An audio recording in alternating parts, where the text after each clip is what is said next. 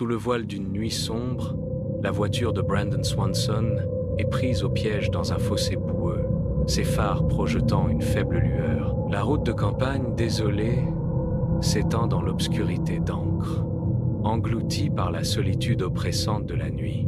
À l'intérieur du véhicule piégé, Brandon serre son téléphone, son visage masqué par la tension, une bataille silencieuse contre le désespoir. Il cherche désespérément un signal réseau.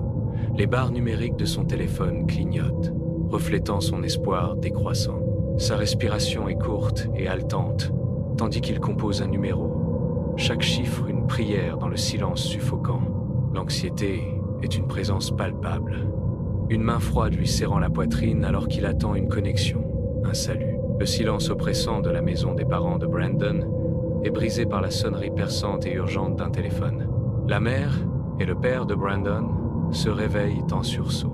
Les yeux écarquillés d'effroi, le bruit soudain, une intrusion indésirable dans la nuit. La main de la mère tremble alors qu'elle tend le bras vers le téléphone, une prémonition de terreur gravant déjà des rides d'inquiétude sur son visage. Ses yeux s'écarquillent dans un halètement silencieux d'inquiétude. Les mots tacites à l'autre bout du fil peignant un tableau sombre. Le père, déjà levé, se déplace avec une urgence frénétique. Enfilant ses vêtements, son visage un masque de peur grandissante. La lueur froide et numérique de l'horloge murale affiche crûment l'heure. 2h30 du matin, un instant à jamais gravé dans leur mémoire. Une voiture roule à toute vitesse dans l'obscurité d'une nuit rurale, ses phares traçant des chemins éphémères à travers la pénombre oppressante. Les mains du père agrippent le volant, ses yeux fixés avec une détermination sombre sur la route sinueuse devant lui. À côté de lui, la mère presse un téléphone contre son oreille, son visage illuminé par sa faible lueur. La voix fragmentée de Brandon chuchote depuis le téléphone, un appel désespéré à l'aide dans l'immense obscurité. Les phares de la voiture balayent des champs sombres et des arbres anciens, révélant des aperçus d'un paysage inconnu. La nuit s'épaissit, dense et sombre, amplifiant la tension de leur voyage urgent et silencieux. Toujours dans sa voiture, Brandon ouvre la portière, une lueur d'espoir dans l'obscurité étouffante. Il sort, ses pieds s'enfonçant dans la terre, alors qu'il essaie d'identifier son environnement. La silhouette des arbres se profile au loin, un champ s'étendant à l'infini sous le ciel sans lune, une route non pavée, à peine visible, serpente à travers le paysage désolé, offrant une mince direction. Son visage, toile de frustration et d'un mince espoir, est illuminé par la lueur mourante de son téléphone. La batterie du téléphone, une bouée de sauvetage essentielle, clignote de manière inquiétante, menaçant de le plonger dans un isolement complet. Sous le vaste ciel sans étoiles, Brandon sort de sa voiture.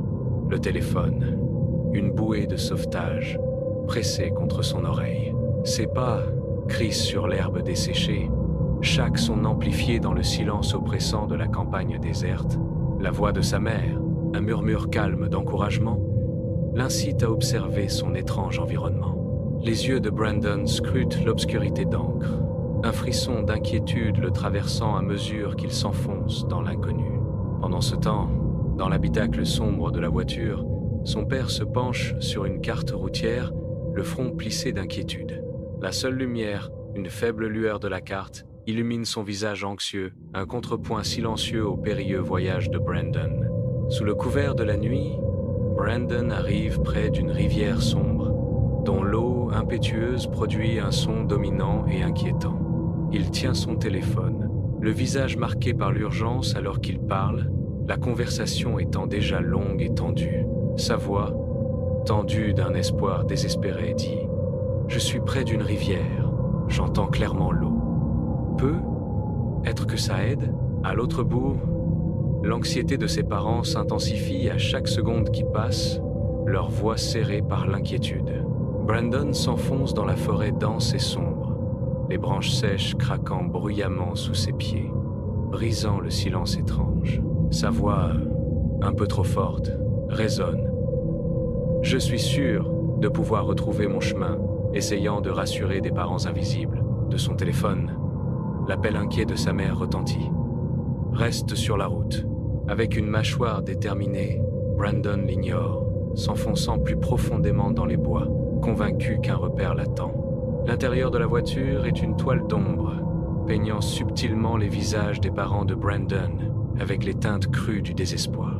Les jointures de la mère sont blanches, serrant son téléphone comme s'il contenait le dernier fil d'espoir, son visage marqué par une profonde inquiétude. Le père claque son poing sur le volant, une expression brute de frustration traversant le silence tendu.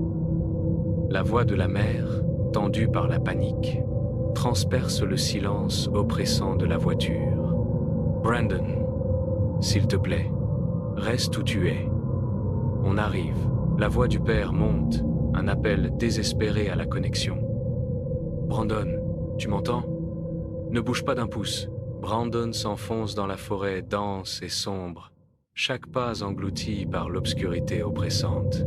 Un craquement soudain et un bruissement de mouvements transperçant la nuit, figeant Brandon en plein pas, le souffle coupé. Un murmure étouffé et inaudible s'échappe de ses lèvres, juste avant que sa liaison de communication ne s'interrompe brusquement. Le silence qui suit est assourdissant, ponctué par le halètement paniqué de Brandon. « Oh merde !»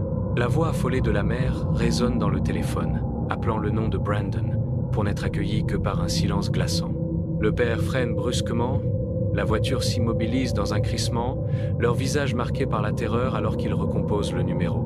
Leurs tentatives désespérées sont vaines.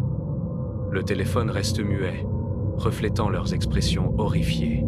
Pendant un instant fugace, une faible lueur, provenant d'un téléphone, jeté transperce l'obscurité impénétrable de la forêt, puis disparaît.